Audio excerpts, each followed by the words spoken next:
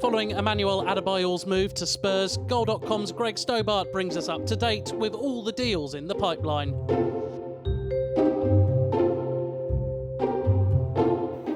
It's a big shock. Everyone thought Michael Dawson would be a very important part of the Spurs team this season. He was the natural club captain to succeed Ledley King, who's retired. But Andre Villas-Boas just doesn't fancy him. He thinks he's too slow, too clumsy, plays too deep, doesn't suit his style. He wasn't in the squad that went to Newcastle on Saturday, nor was Tom Huddlestone, who's also available for loan. It's a big shock but Dawson's fallen behind Jan Vertonghen, Yunus Kabul, William Gallas and Steven Corker. He's the fifth choice centre-back. He's 28. He wants to play football. Spurs are going to listen to offers. Stoke have already opened talks over a move. They're confident. Personal opinion, I think he'll go to QPR, stay in London. They'll pay the £8 million asking price. They'll pay him the wages that he's looking for. And QPR really need a defender after losing 5-0 at the weekend.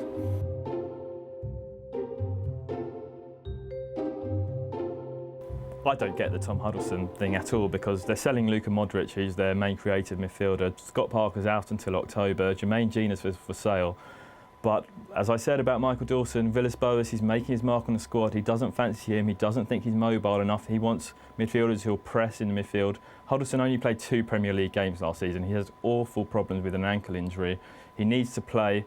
I don't think Spurs want to sell him. He's going to leave on loan. Stoke are hot favourites to sign him. I think they've got more chance of signing Huddlestone than they have Dawson. He needs to play games, really. He needs to build his sharpness. I think Spurs will include a recall option for January transfer window if he's playing well, if they need a new midfielder. But it's a bit of a shock, especially with Modric leaving, and Spurs really need some creativity in midfield. And Huddlestone may not be the fastest player in the world, but he knows how to pick a pass out.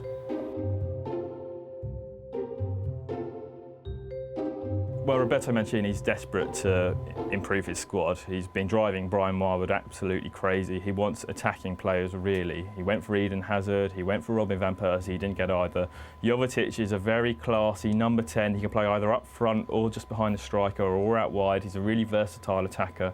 That's what Mancini's looking for. He knows Serie A very well. Jovetic has been a star for Fiorentina. He's their big name player. The two clubs are in talks. We're looking at £23–24 million. It's a goer, it's very possible, but the problem for City is they still haven't offloaded the deadwood.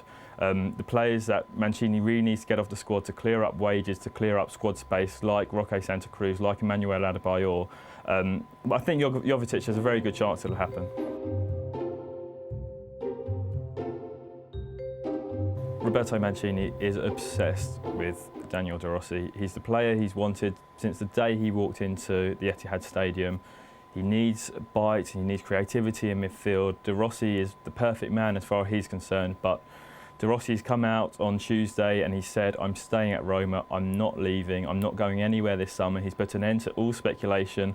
I mean, that'd be, really gutting for Mancini because you almost feel he's been forced to accept Jack Rodwell from Everton as a new signing, and Rodwell's got loads of potential to sit in that midfield, but he's nowhere near De Rossi's class, and Mancini's worried about that midfield. Gareth Barry, you wonder whether he might be a bit slow. He's not going to feature that much this season, so that's a bit of a kick in the teeth for Mancini, I think. YouTube.com/goal is full of stuff like this and proper football too. To make sure you don't miss out, just hit the subscribe button. It really is that simple.